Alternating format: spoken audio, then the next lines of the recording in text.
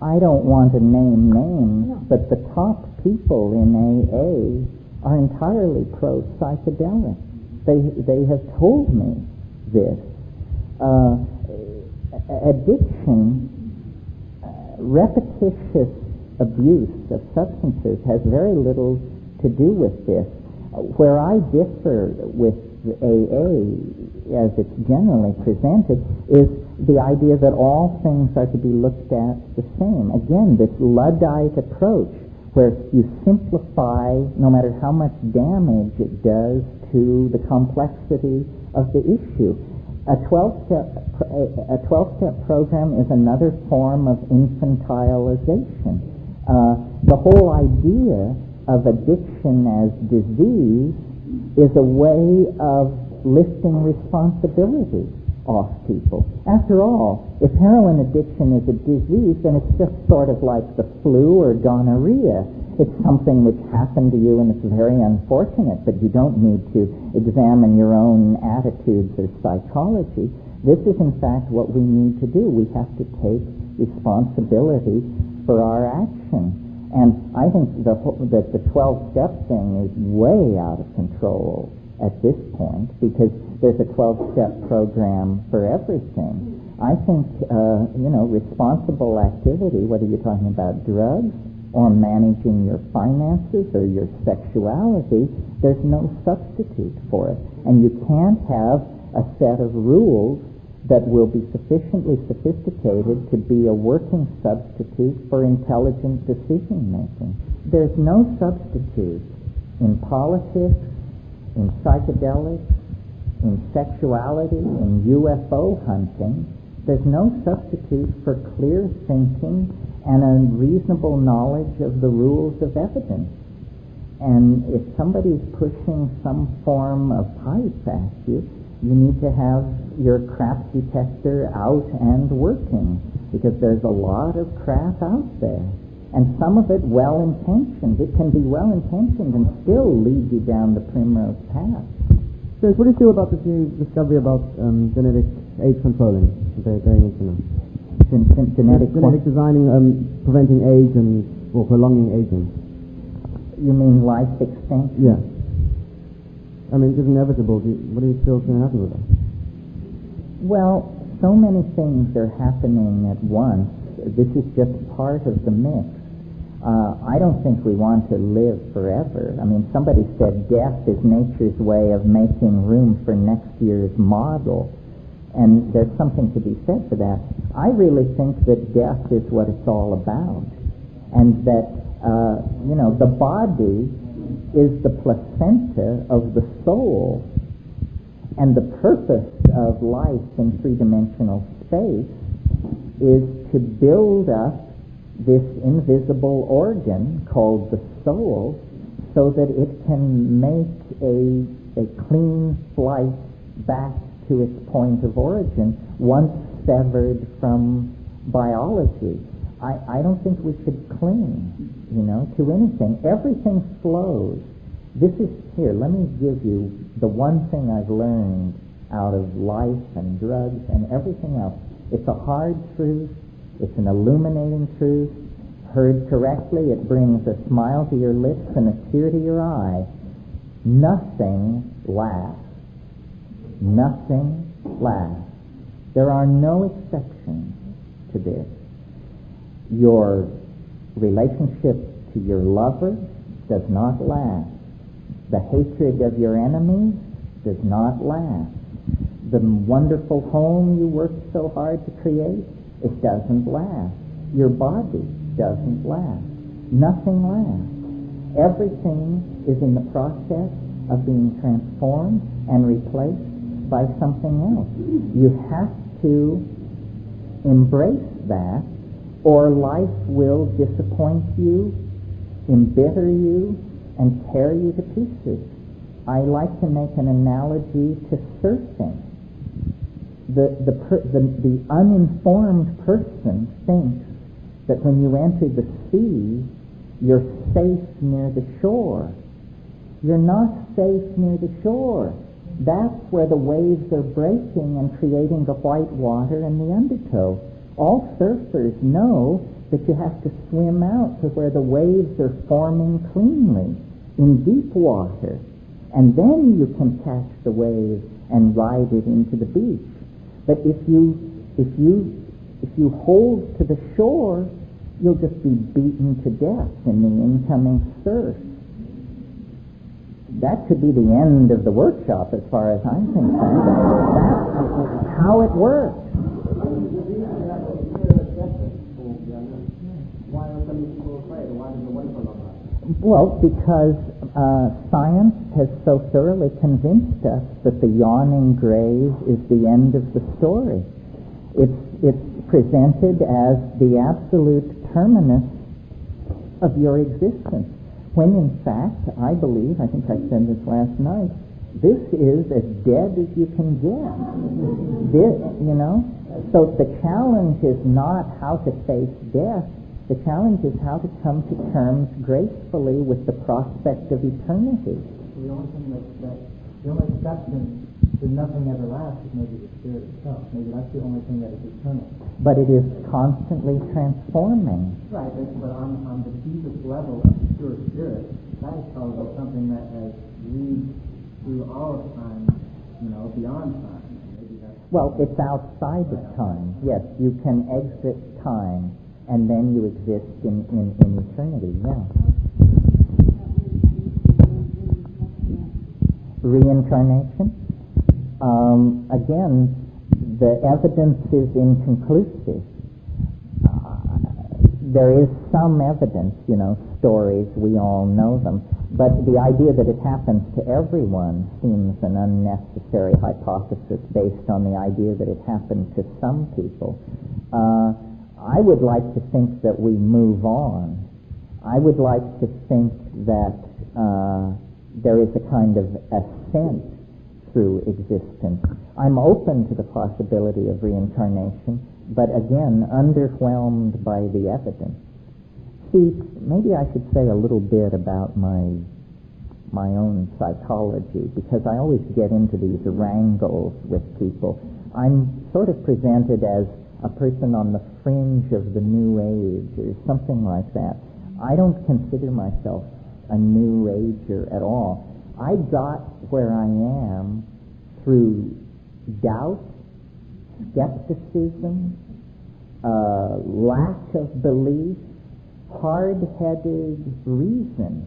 And I've gotten, I believe, further into weirdness than the channelers, the people who are talking to the UFOs, and all the rest of them. They're such pushovers. I mean, the first voice that comes along from the invisible world, and they're ready to sign on to whatever gibberish is being pushed. I think you can be a rationalist. I think you can demand hard evidence, and still, this will not push magic out of your world. Real magic doesn't demand dewy-eyed believers offering sacrifice at its altar.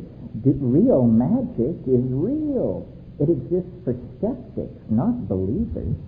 So the technique is not to stay in your comfortable cultural situation and believe the first weird rap that comes down the pipe, or the second, or the third. The way to do it is to be hard-headed, rational, demanding, but explore edges. Push the edges. Within, and also within the world. So if you hear that someone in India can raise the dead, fly to India. Put yourself in front of them and say, would you please raise the dead? And if they say, oh, I only do it on Tuesdays, or come back in April, or you're not ready, then you just put them in the fraud column. and this has always worked for me. I just say, you say you've got the whammy, what can you show me? I went to India. Don't get me started. It is a spiritual bargain basement of the sleaziest sort. I went to South America with the same question. What can you show me? And the guy said, well, let's sharpen our machetes and we'll go out here a half a mile into the forest and we'll cut some of this vine and we'll bring it back and brew it up and I'll show you what I can show you. None of this kiss my feet, sweep up around the ashram 10 years, memorize 50,000 lines of the Avakatamka Sutra or that kind of malarkey. If there's any assumption of hierarchy, head for the door. If somebody's telling you that you're little and they're up, head for the door. It's a con of some sort. It's a horrible, horrible con. The real stuff is available to those who ask for it. You don't have to prove yourself. Asking is sufficient. And none of these scams can compete with psychedelics. That's why they inveigh against it so furiously and tell you that it'll rend holes in your aura and all the rest of the malarkey that is brought against it. I mean, give me a break. So the thing to do is explore edges, push hard, and then use your ordinary good sense to tell shit from shinola, and you will move much faster than the people who are worshipping at the feet of this or that beady-eyed weasel who set himself up with a non-profit foundation and a line of bunk that's being published by the devoted slaves and peddled in airports or whatever. I mean, that's just horrible, all that stuff, horrible. In response to something that was said earlier, I've been fascinated with psychedelics since my first experience when I was 17, and I, have struggled with finding out about the mechanics of painting and growing mushrooms. And over the last couple of years, I've finally met with with relative success. And I just like to offer, if there's anybody who sincerely, it's a frustrating process when you first start. If there's anybody that, is seriously interested, I'd be glad to give them a little help. This is an incredibly generous offer. It's very hard to learn to grow mushrooms unless someone shows you how. My book that I wrote with my brother is the best we could do, but it's like reading the instructions for putting together an electric train or something, If somebody will just show you, it becomes transparent. So nobody has ever said this at any workshop I've ever been. If you're interested, do not let this gentleman slip through your fingers. That's a book that's available. I'm trying to think of the guy's name. Anything with Paul Stamets? The title of it's The Mushroom Cultivator. By Paul Stamets. But even at that, there's no substitute for somebody at your elbow showing you how to do it. Thank you for twisting me off the anti-guru tirade. Have you ever met any of the fellows from your company here from the tradition and so on? Do you Respect?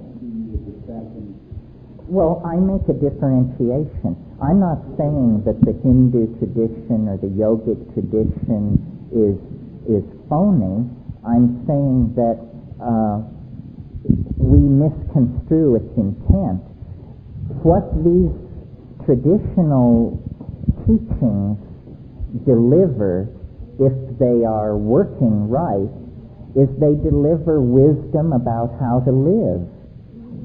That's what a great guru can teach you. And that's not what I'm trying to teach you. We're talking here about using psychedelics to blow ourselves into another dimension. This goes to the question hours ago about the role of psychedelics in the spiritual program of advancement. I don't claim that you will become a spiritually advanced person. I don't know what a spiritually advanced person is. What I claim is that you will contact a dimension of experience inaccessible by any other means if you will pursue this. And then you may decide that that's fine. You verified that everything I said is true or true enough, and now you don't ever want to do that again and go on with your life. Or you may be able to make some good of it.